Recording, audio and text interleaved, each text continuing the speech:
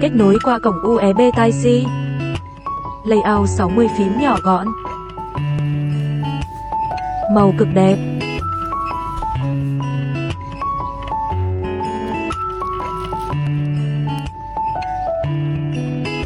Có 4 màu cực đẹp. Chucker Red Switch gõ cực êm.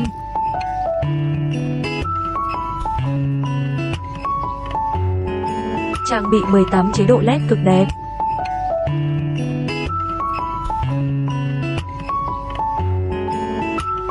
Bảo hành 12 tháng. Cam kết không ưng hoàn tiền 100%. Sao test nha.